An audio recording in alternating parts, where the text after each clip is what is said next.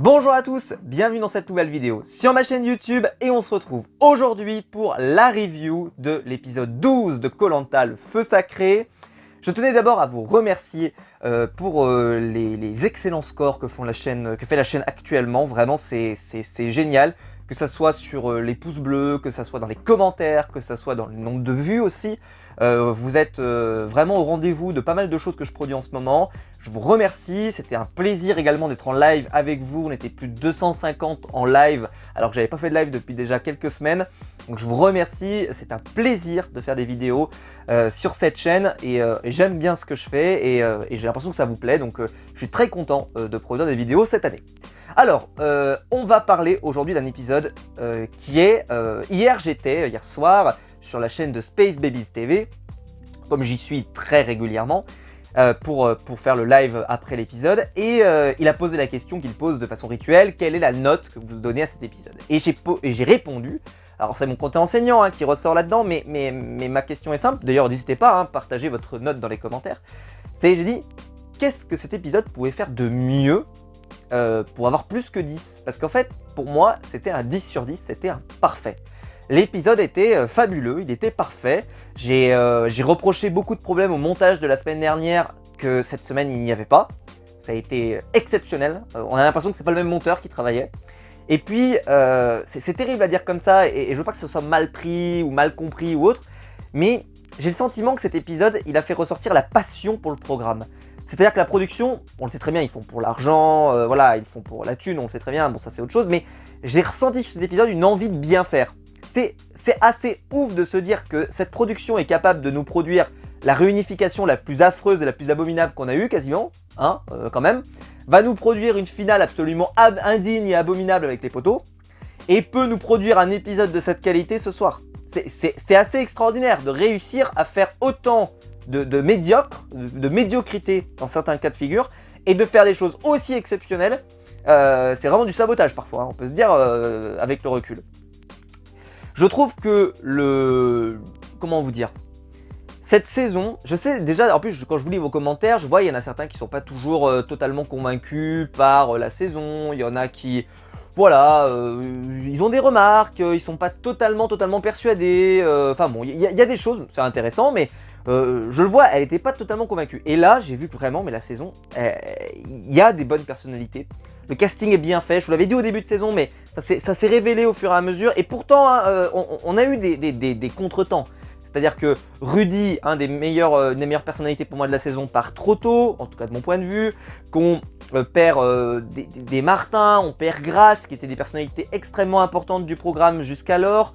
Et voilà, ça s'est un peu enchaîné. Et pareil, quand on perd Elena, qui était une personnalité qui était assez importante, quand on perd Gilles, qui était pour moi le gagnant désigné, enfin, tu te dis qu'il y a un peu cette idée que là, on va finir quand même avec une saison où ça peut se terminer avec Esteban et Laura, tu vois, c'est le truc un peu improbable, impensable, qui nous fait de la spasmophilie rien que d'y penser. Même moi, la purée, je me dis, c'est quand même terrible, mais c'est quelque chose sur lequel on pourrait aller, on pourrait se dire, tiens, avant cet épisode, c'est vers ça qu'on va.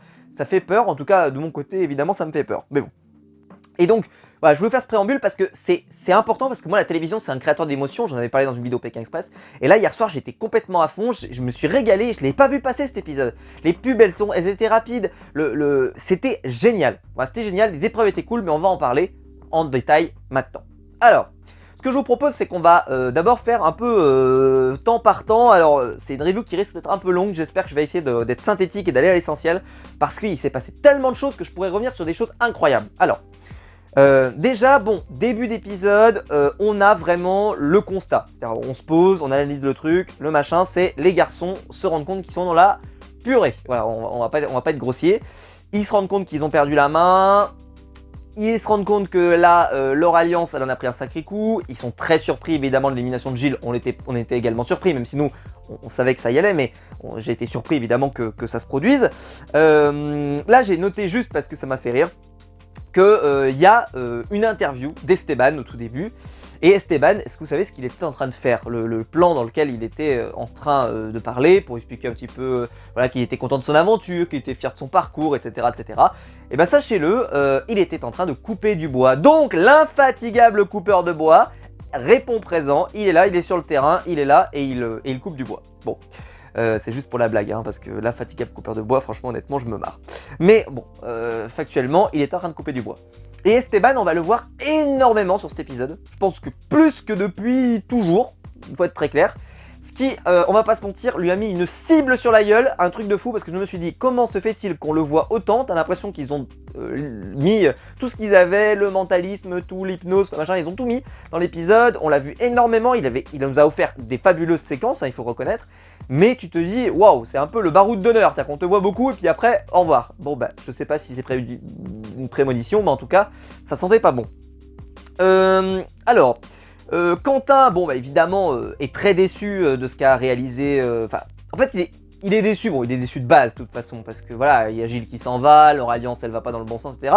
Mais il est surtout déçu de Clémence. C'est Clémence qui va un peu ramasser un peu pour l'ensemble, pour l'ensemble de son œuvre, on pourrait dire, parce que il y a cette idée que elle était plus proche des autres. Et ça, je l'avais déjà remarqué, je l'en avais parlé, c'est que Clémence, elle était vraiment intégrée, on va dire, au quatuor. Il y avait cette idée qu'ils voulaient aller plus loin avec Clémence, ils avaient envie d'aller avec elle.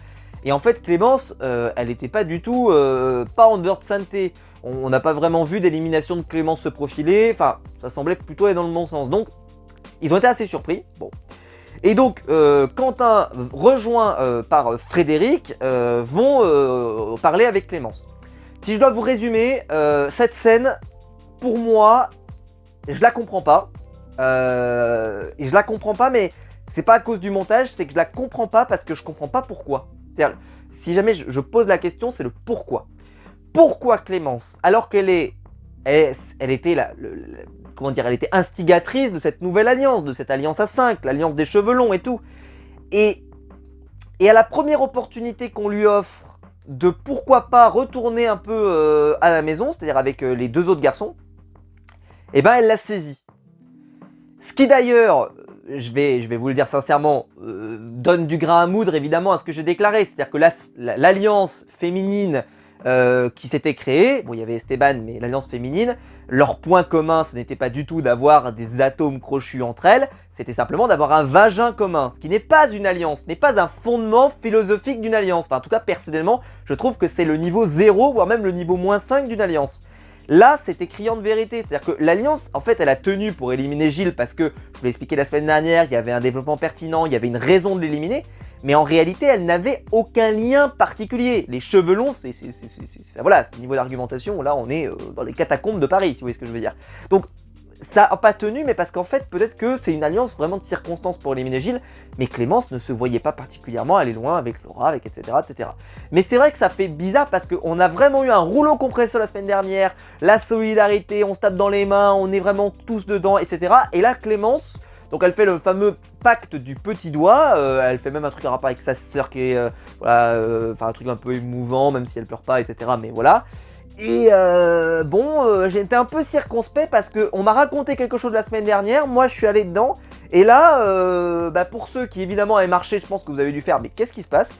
Moi qui vous avais expliqué pourquoi c'était vraiment une alliance qui était situationnelle, et ben ça a prouvé que j'avais raison, c'était vraiment situationnel, et la preuve par l'image, quoi, voilà, c'était situationnel. Et en plus, bon, les binômes vont tout casser évidemment, hein, donc là ça va encore moins aider, mais je pense que c'était intéressant en tout cas. Bon. Et ce que j'ai donc relevé, c'est qu'il y a donc Quentin et Frédéric qui sont dans l'alliance, mais celui qui n'est pas dans ce trio, c'est Nicolas. Je peux pas vous expliquer non plus pourquoi. Pourquoi Nicolas, il a l'air... Parce que Nicolas me semblait très proche de Frédéric, mais au final, Frédéric et Quentin, on le sait, ils sont très proches, hein, ils avaient même partagé un collier, etc., on se souvient, hein, mais c'est vrai que cette distance n'était pas explicable et n'est pas explicable par l'image, donc je ne vais pas faire des suppositions sur des choses dans lesquelles je n'ai pas la maîtrise. Surtout que le reste de l'épisode ne va pas aller du tout dans ce sens-là. Frédéric va être hyper proche de Nicolas dans l'ensemble de l'épisode, donc on comprend pas tellement. Donc là, je peux pas vous donner du sens à des images que je comprends pas. Gilles, il arrive à la résidence du jury final. Bon, voilà, grosse surprise évidemment, avec cette réplique top 5 ever de toute ma vie. Ma sœur m'avait dit de me méfier des femmes. Elle m'avait dit de me méfier des femmes. Je sais pas pourquoi, mais moi je m'imagine vraiment une scène comme ça. Attention, attention, c'est des Vislards. Attention, attention. Je sais pas, je m'imagine des façons de le briefer comme ça avant la saison, qui sont assez formidables. Enfin bref. Scène d'hypnose avec Esteban sur Quentin. Voilà. c'était marrant à voir. Pour information, hein, c'est des choses qui sont des tricks qui sont faits très souvent pour les hypnotiseurs, etc. De toute façon, les doigts, en fait, ils ont une tendance à se rapprocher de base, donc en réalité, ça finira toujours par se rapprocher. Mais en fait, c'est l'effet fonctionne si vous n'arrivez pas à les détacher. C'est pas le fait que ça se rapproche que ça fonctionne. C'est plutôt le fait que vous n'arriviez pas à les détacher. Petite parenthèse, juste parce que sinon, il y a des fois des méprises en disant non, mais c'est nul, machin. Mais en fait, si vous n'arrivez pas à les séparer, c'est que là, l'hypnose fonctionne. Voilà, petite parenthèse. Alors, ma déception. Ils ont viré quelqu'un. C'est terrible. Qu'est-ce qui se passe? On a perdu notre étudiant en art plastique. Ah, on l'a perdu, ça y est. Parce que là, c'est quoi ces couleurs? Bleu, vert, orange, violet? Qu'est-ce que c'est que cette histoire? Moi, où est le fuchsia? Où est le cristallin? Où est le je ne sais quoi? Où sont ces mots magnifiques? Où est l'étudiant en art plastique? Qu'est-ce qui s'est passé? Ils l'ont viré. Bon bah ils l'ont viré. Voilà, il est à Pôle emploi, il doit rechercher un travail probablement. N'hésitez pas à aller voir les profils LinkedIn, peut-être qu'il y a moyen de trouver des trucs sympas. Mais voilà, on l'a perdu, qu'est-ce qui se passe? C'est quoi ces couleurs? Bleu, vert, on a fait bosser les enfants dessus? Bon, je plaisante, mais c'est juste parce que chaque année, je vous faisais la remarque avec des couleurs improbables. Cette année, c'est vrai que c'était assez simple comme couleur. Enfin bon. Bon, tirage au sort, donc très rapidement, Esteban se retrouve avec Clémence, le binôme évidemment de l'angoisse. Frédéric et Tania, là, vous êtes prêts? Vous êtes prêts? Il y a eu le coup de boule de Zidane sur Materazzi, et puis il y a eu Frédéric sur Tania. Voilà, on peut généraliser, puisque Frédéric lance quand même, de toute façon, elle ne peut faire que mieux. Paf! Feu nourri, la Bretagne vue du ciel. Alors là, Tania en PLS au sol, qu'est-ce qui se passe? Bonjour. On récupère son cadavre. Ah non mais c'était terrible. Merci, c'est sympa. Merci d'être venu. En tout cas, là il a laissé aucune chance. KO debout, KO technique. Formidable. Même si Regan n'a pas fait mieux. Quentin et Laura se retrouvent ensemble. Eux ils sont plutôt contents. Et Nicolas et Julie, ils sont plutôt contents aussi. Donc le confort, là c'est à boire, à manger, la soirée paradisiaque avec un bon sommeil, avec un matelas et tout ce que vous voulez. Bref, un confort à ne pas rater. On en reparlera parce que pour moi c'est pas totalement vrai, mais on en reparlera. Alors, c'est l'épreuve, le retour d'une épreuve mythique de Koh-Lanta, la dégustation. Avec le classique évidemment, le retour du verre de cocotier dégueulasse. Voilà, il est immonde ce verre de cocotier, il faut le dire. Il faut le dire, la personne qui a inventé cette espèce animale, c'est un psychopathe. Le truc est énorme, il est gluant, il bouge. Quand tu le bouffes, c'est rempli de saloperies à l'intérieur, c'est vraiment un objet. C'est vraiment un truc dégueulasse. Qui peut manger un truc pareil? Mais bon, peu importe. Là en plus, ils en ont mis 4. Et j'ai adoré ce qu'ils ont fait de l'épreuve de dégustation. Ils en ont fait un truc hyper sympa, par étapes, avec d'abord une première partie avec la dégustation. Puis derrière, il y avait une stratégie où tu devais choisir tes adversaires. Enfin voilà, c'était super. Moi, je me suis régalé à voir les configurations un peu comme ça. Et je trouve qu'on ne s'est pas ennuyé. Et puis, c'est toujours assez jouissif de les voir galérer à bouffer ce genre de truc. Donc il y avait le verre de cocotier, il y avait un scorpion, il y avait du truc de coquillage, là, de la chair de coquillage, je sais pas ce que c'est, je sais même pas si ça se bouffe vraiment, qui mange ça, qui fait ça, je sais pas. Et il y avait l'œil, l'œil un peu classique qui, moi personnellement, je sais que c'est le truc qui me ferait le plus câbler à manger parce que c'est hyper dur, il y a du cartilage, il n'y a aucun plaisir à manger ça, c'est vraiment, en plus c'est pénible, tu vois. Alors quand les autres, tu vois, c'est dégueulasse, mais c'est dégueulasse, ok, mais il n'y a pas le côté pénible peut-être. Là, c'est pénible à bouffer, parce que tu as deux doigts de t'étrangler, t'arrives pas à le mâcher, t'arrives pas à le bouffer, c'est assez terrible chaque année. Nicolas va être très bon sur cette épreuve, il faut le signaler. Et ensuite, donc, il va choisir comme binôme pour partager la suite, Quentin et Laura qui avaient été les meilleurs.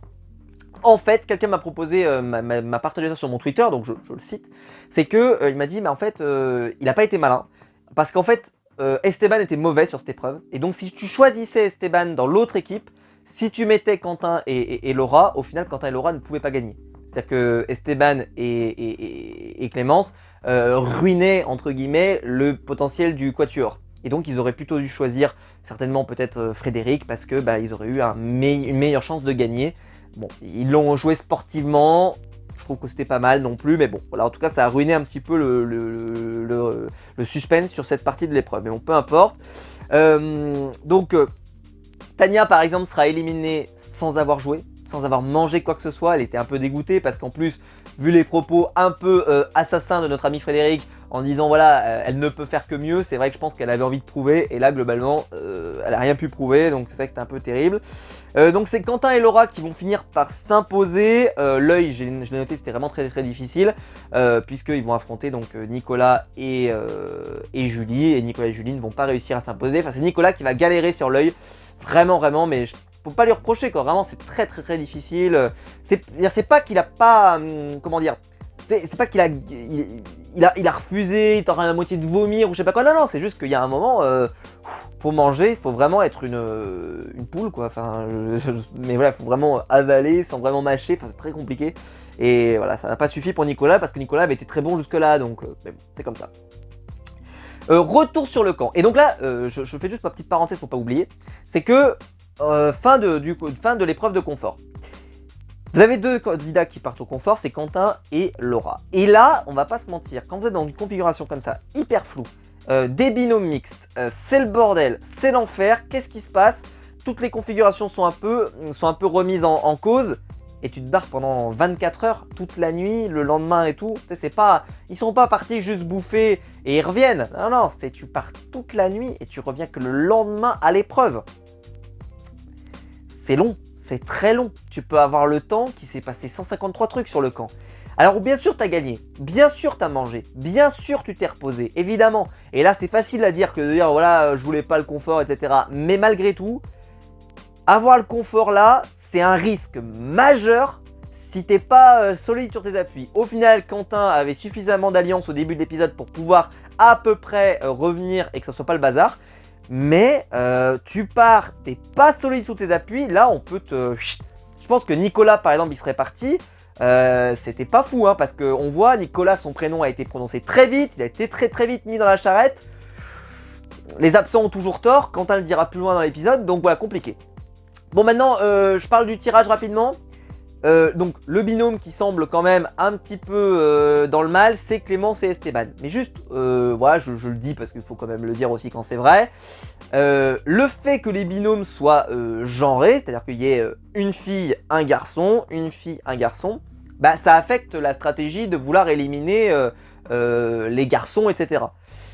C'est très bien parce que ça a complètement rebattu les cartes, donc on ne peut pas le reprocher. Mais par contre, c'est vrai que s'il y avait eu deux garçons ensemble, bah, ils auraient peut-être eu plus de risques à être éliminés. Par exemple, si, je sais pas moi, Fred et Nicolas s'étaient retrouvés malencontreusement ensemble, et bah, l'alliance qui s'était construite aurait pu fonctionner à nouveau et ils auraient été éliminés. Bon, écoutez, ce tirage a été plutôt bénéfique pour l'épisode, donc on ne va pas le reprocher, mais on pourrait le reprocher. C'est-à-dire que j'ai déjà eu des propos dans le camp inverse, en disant voilà, bah, pourquoi on ne peut pas avoir deux filles ensemble, parce que ça permettait des éliminations, ça permettait que les stratégies fonctionnent, etc. Bon, peu importe. Mais là, c'est vrai qu'il faut reconnaître que ce tirage avantageait les garçons sur ce cas de figure, parce que bah, la stratégie qui était mise en place ne pouvait plus fonctionner immédiatement dès l'épisode suivant. Donc ce que je vous disais sur Clémence, qui en plus je vous disais c'est une stratégie qui ne reposait que sur du vide, et bah en plus, du vide, elle était situationnelle, pardon, je veux pas aller trop loin, elle était situationnelle. Bah là, re-situation qui change complètement, donc évidemment c'est le bordel. Et on va en parler en plus, parce que la conclusion sera vraiment assez incroyable.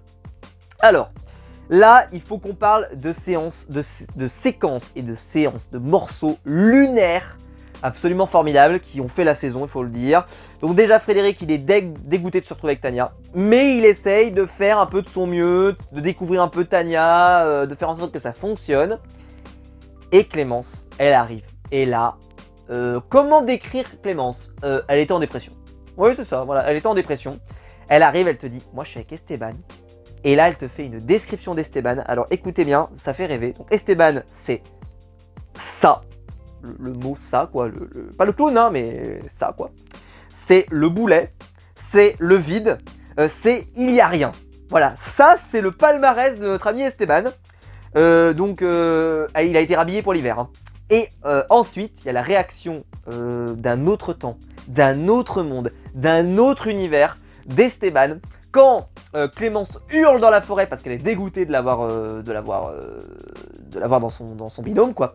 Et là, tu as Esteban, voyant, hein, très, avec des pouvoirs de voyance, qui te dit « Ah, j'entends crier dans la forêt !» Très probablement qu'on a trouvé du manioc. Non, elle est en train de gueuler qu'elle ne veut pas être avec toi.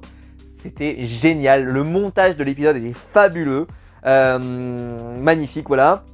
Ensuite, par exemple, Clémence plus loin, je l'ai noté tout de suite, il y a un moment en fait elle pense qu'Esteban, enfin elle trouve pas Esteban sur le camp, donc elle se dit tiens, bon c'est que probablement Esteban est peut-être en train de chercher un collier, oulala, il n'est plus l'infatigable coupeur de bois en train de couper du bois, peut-être qu'il fait quelque chose de plus intéressant. Eh ben non, en fait il est en train de se poser en plein milieu de la forêt, enfin bref, c'était très très drôle de les voir tous les deux, mais vraiment, mais quel binôme incroyable, il était vraiment en train de se reposer, il foutait absolument que dalle. Ensuite, confort super cool, je vais pas revenir dessus, je vais juste revenir sur les déclarations de l'épisode. C'est que Quentin et Laura sont prêts à voter pour Nicolas et Julie. Ce qui sous-entend bien que Quentin et Fred sont vraiment alliés et que Nicolas, là, il s'est fait déclasser. Je peux pas vous expliquer pourquoi. Je peux pas vous expliquer. Pourquoi ils ne veulent pas voter Esteban et Clémence, je n'ai pas l'explication. Enfin, on comprend pas vraiment. On comprend un peu le cheminement, mais c'est que Nicolas, là, il s'est fait déclasser en une nuit. T'as l'impression vraiment qu'il est passé de... je suis comme cul et chemise à si on peut le dégager, au final, on serait pas malheureux. Quand même assez formidable. Frédéric. Là, pareil, capable lui aussi de voter Nicolas. Et donc là, le prenant de Nicolas revient beaucoup. Et là, c'est vrai que j'étais un peu dans la sidération parce que je disais, mais dans les deux candidats que je voyais le plus gagner la saison, c'était Gilles et Nicolas. Si je perds Gilles puis Nicolas, je me disais, mais waouh, j'en reviens pas quoi. Donc j'ai été très surpris de m'imaginer que notre ami Nicolas allait pouvoir partir ce soir. Ça sera pas évidemment la conclusion, mais j'étais assez sur le cul en fait. Mais alors Frédéric va nous faire une masterclass. Il va nous faire des masterclass sur l'ensemble de l'épisode. Je vais pas revenir sur tout parce que c'était exceptionnel en fait. Il fallait le vivre. Mais Frédéric va un peu aller voir tout le monde et va un peu voilà, aller sur tout le monde. En fait, il joue sur les deux tableaux. Il joue sur Nicolas et il joue sur Clémence. Parce que Clémence, le pack du petit doigt, mon œil, mon grand. Et s'il faut se retourner, il changera d'avis. Parce que là, on attend évidemment l'épreuve d'immunité pour savoir vers où on va. Et selon vers où on va, on éliminera le cas échéant. Donc il se ferme aucune porte, il laisse tout ouvert. Tout ouvert, c'est comme quand vous laissez chez vous tout ouvert, bah là il laisse tout ouvert. Et c'était formidable. C'était formidable, il a été hyper précis. En fait, il avait la position qu'avait Nicolas. Je sais pas si vous vous souvenez, mais il y a eu plusieurs moments dans la saison où en fait Nicolas était un peu, il arrivait dans la forêt et tout le monde voulait un peu savoir ce qui se passe. Parce qu'il semblait avoir une position de médiateur, il est plutôt apprécié, en tout cas j'ai le sentiment qu'il est plutôt apprécié, et que voilà, quand on cherche un peu à savoir quelle est la position qu'il faudrait aborder, bah à un moment il était un peu cette personne qu'on venait voir, cette personne ressource. Et bah là c'était exactement ça, Fred c'était la personne ressource, il était là, il était dans les bons coups partout, clac clac clac clac clac. Mais celle qui est dans les bons coups partout, c'est Clémence. Clémence, elle est fabuleuse. Clémence, elle est géniale. Clémence, c'est la personnalité certainement de cette deuxième partie de saison. Elle s'est révélée, je n'en pensais rien jusqu'à qu'elle tente d'éliminer Rudy, etc. Je n'en pensais rien. Ensuite derrière, elle s'est révélée, enfin vraiment c'est une des meilleures personnalités de la saison, si ce n'est la meilleure personnalité de la saison pour moi. Elle est fabuleuse. Elle est fabuleuse sur cet épisode, elle rage, mais c'était génial, j'adore ce genre évidemment de séquence qu'elle nous a offert. Et merci parce que c'était génial, voilà. Julie d'ailleurs va trouver une arme secrète, le double vote dans la forêt, qui va être très avantageux parce que Nicolas a un double vote avec le vote noir, et elle a un double vote. Donc ça leur donne 4 votes. Ils sont plus très nombreux, ça donne une puissance qui est énorme sur l'impact du vote et ça aura un impact majeur sur la suite. Ensuite l'épreuve du guide d'aveugle. L'épreuve du guide d'aveugle, on a eu des séquences cultes avec Sam, etc. etc. Là j'étais un peu déçu, mais j'ai pas eu le temps d'être déçu. C'est-à-dire que je me reprends, c'est-à-dire que elle n'a pas été fabuleuse cette épreuve, parce que ouais, le truc, le machin, le labyrinthe, machin, bon ok. Mais en fait elle a été super rythmée, super efficace et elle est passée comme une lettre à la poste. Donc très très bien. Et donc c'est Tania et Fred qui vont remporter la victoire. Énorme surprise, hein, énorme surprise. Donc Tania ne pouvait pas faire que uniquement mieux. Là elle a fait mieux. Mais Tania énormément sous-estimée. Et puis après alors, si je devais vous résumer la pensée des gens qui reviennent sur le camp, elle doit se résumer en une phrase voilà, que vous connaissez. C'est que Tania, désormais, après vérification de la VAR, ils ont appelé la VAR, Quentin il a appelé la VAR, il fait j'appelle la VAR, elle mérite. Voilà, première nouvelle, puisque voilà, Quentin redécouvre Tania, Frédéric redécouvre Tania, tout le monde redécouvre Tania, et après vérification de la VAR, elle mérite tellement. Pourquoi pas tout à fait, pourquoi pas. Moi j'aime bien Tania, moi. Je sais qu'il y a beaucoup de gens qui l'aiment pas, mais moi j'aime bien. Donc, parce que dans mes commentaires, elle ramasse. J'ai jamais trop compris pourquoi. Parce que les gens ils sont déçus. Alors oui, elle a été éliminée. Et alors, moi Martin, quand il a été éliminé dans une saison, quand il est revenu, j'étais hyper content qu'il soit revenu. Donc voilà, c'est pas un critère non plus pour dessouder la personne. Donc voilà, faut pas non plus tomber dans le côté inverse. Bon. Donc retour sur le camp. Tout le monde se ment. Tout le monde se ment. Mais tous les candidats, c'est-à-dire que... Et ce qui est génial, c'est que désormais, vu que Frédéric, qui avait cette position de personne ressource, mais là en plus il est immunisé. Donc le mec, il est en train, mais alors, de s'amuser avec tout le monde. Et là, bah, il faut qu'il se positionne. Est-ce que vraiment il va sur Nico ou est-ce qu'il va sur Clémence? Et on va comprendre très vite que le pacte avec Clémence, il en a strictement rien à battre et qu'il va aller à fond sur Nicolas. À fond, avec une alliance avec Nicolas, qui va reprendre Nicolas dans le fond. Et juste, stratégiquement, je l'ai partagé sur mon compte Twitter et les gens n'ont pas compris. À la fin de l'épisode, si jamais Clémence et Esteban s'en vont, l'alliance des garçons reprend le dessus. Et on m'a dit, bah, pas du tout, il y a 3-3, tu ne sais pas compter. Retourne à l'école en tant que bon professeur de bonne loi. Mais parce que vous ne savez pas compter. Puisqu'à la fin de l'épisode, Esteban remet son bulletin de vote noir à Quentin.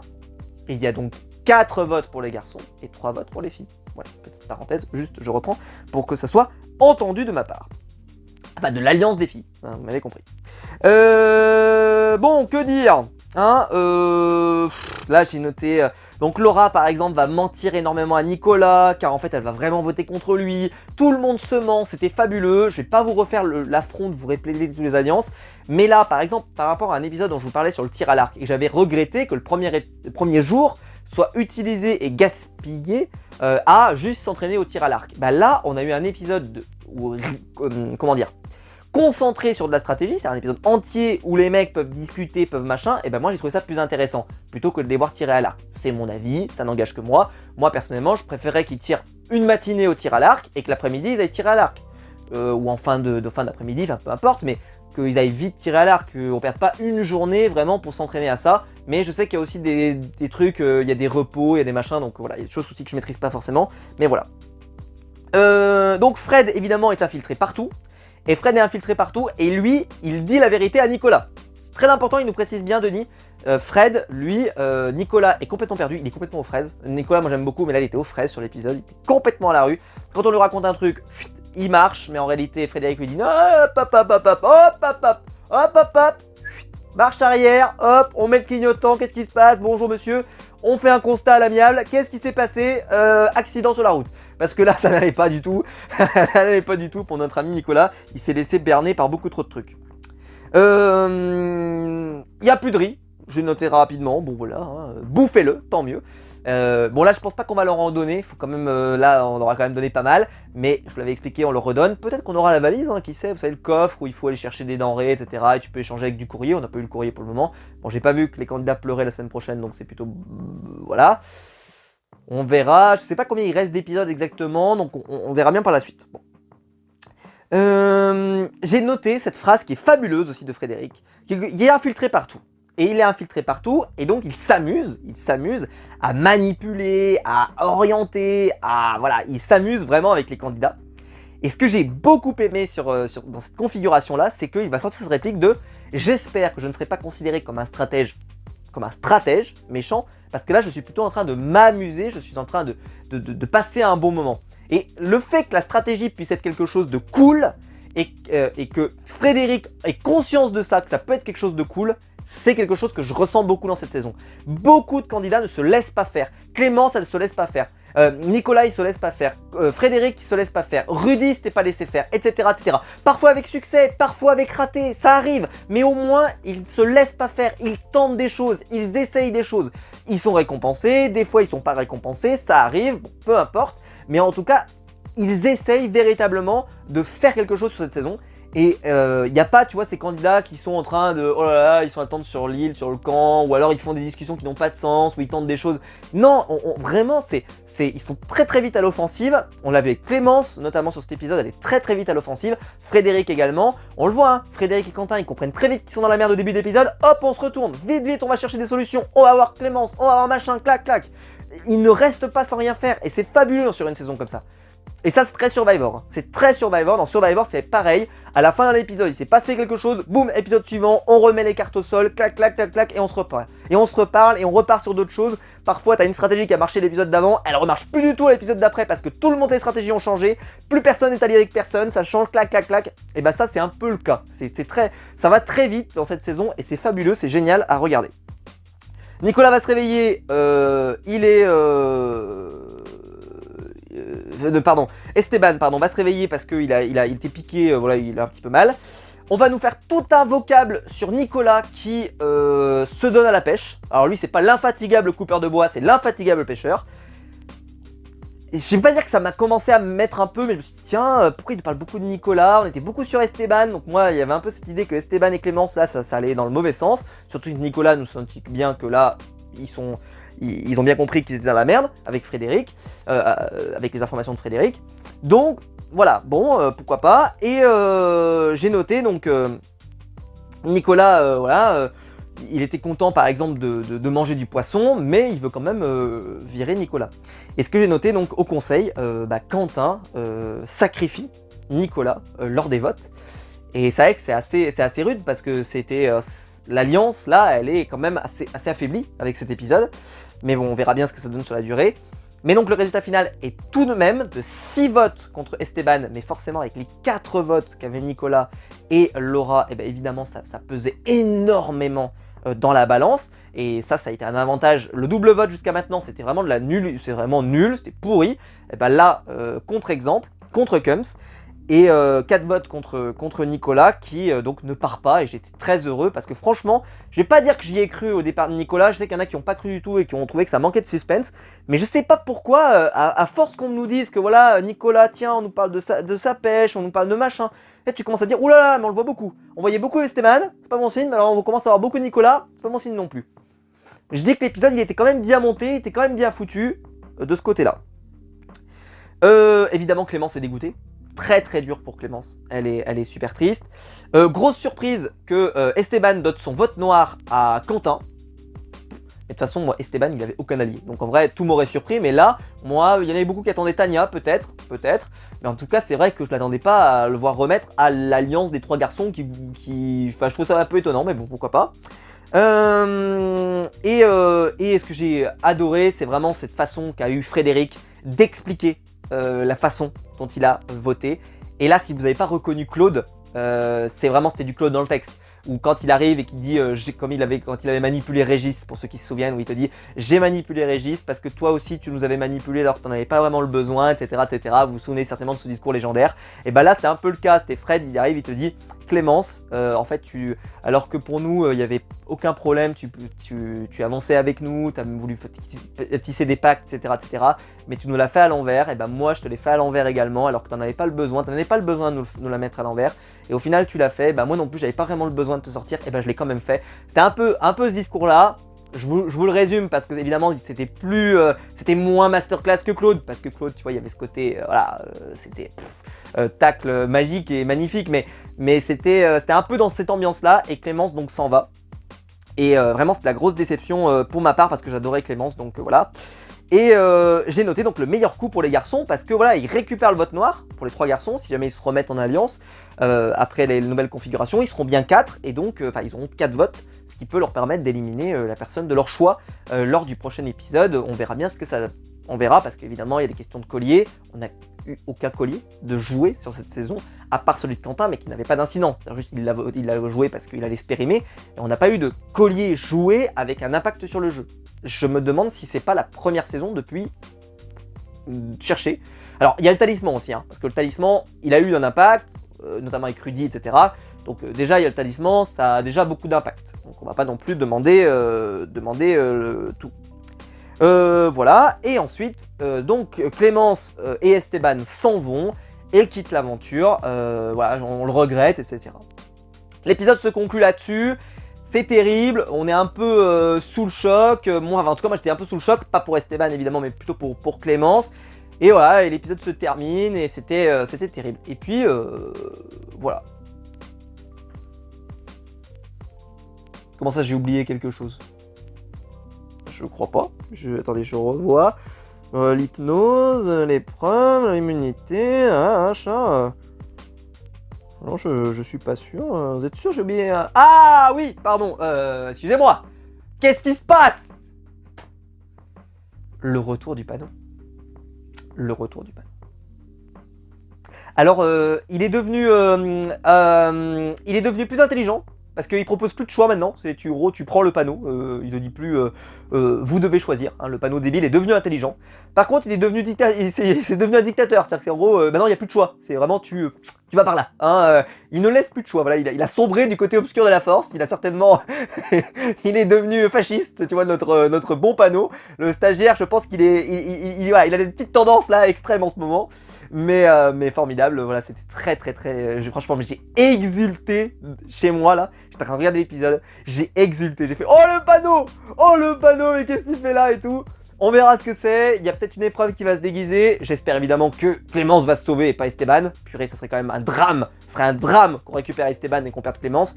Clémence, elle était fabuleuse sur la saison, donc il faut vraiment la récupérer, espérons, croisons les doigts, enfin en tout cas moi je les croise. Voilà, mais ça m'a fait rire. Franchement, ça m'a fait rire. Quand j'ai vu arriver le panneau, j'ai fait oh le panneau du stagiaire. Oh le stagiaire, ils y tiennent, hein, ils y tiennent. Chaque saison, ils vont trouver une raison. On va foutre un panneau. On sait pas pourquoi, on sait pas comment, etc. Le panneau débile, on va le trouver. Mais là, il est devenu intelligent, donc voilà, c'est moins drôle parce qu'il est devenu intelligent ce panneau. Il propose plus de choix maintenant. Parce qu'avant, il proposait des choix, je vous rappelle, des choix débiles. Où il fallait lire le panneau. Là, d'après ce que j'ai vu, ça a l'air d'être écrit « Votre destin est encore entre vos mains, vous pouvez le saisir grâce au feu sacré, etc. etc. » Donc voilà, c'était moins fun. C'était moins fun. À l'époque, je ne sais pas si vous vous souvenez, rien que lire le panneau, c'était déjà une épreuve en soi. Tu te retrouves face à cet objet, c'était fou. Enfin voilà. Écoutez, j'espère que la vidéo vous aura plu. En tout cas, si c'est le cas, vous pouvez la liker, vous pouvez vous abonner, vous pouvez la partager sur les réseaux sociaux. Il y a le bouton rejoindre juste en dessous pour devenir un membre soutien. Et je vous en remercie. Et dites-moi dans les commentaires, vous, ce que vous avez pensé de cet épisode. Moi, je l'ai trouvé excellent, je l'ai trouvé exceptionnel. Des super discussions. Frédéric au top, Clémence au top, Esteban au top, Tania au top. Il n'y a que Laura au final qui passe à côté. Hein. Laura, honnêtement, on va pas se mentir, elle est favorite pour le Havador. Hein. On va pas se mentir, là, elle est au sommet du maillot jaune. Là, elle est arrivée à Paris. Je pense que globalement, elle est tranquille. Parce que franchement, c'est une catastrophe. On ne voit rien d'elle. C'est terrible, on ne voit rien.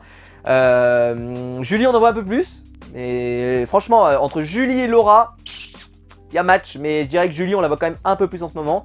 Mais voilà, franchement, c'est une saison. Voilà, moi j'aime bien ce casting, il est assez authentique, il joue, il a le plaisir de jouer, et on a donc le plaisir de les regarder. Voilà. J'espère que la vidéo vous aura plu. On se retrouve très vite pour de nouvelles vidéos sur ma chaîne YouTube. Ciao!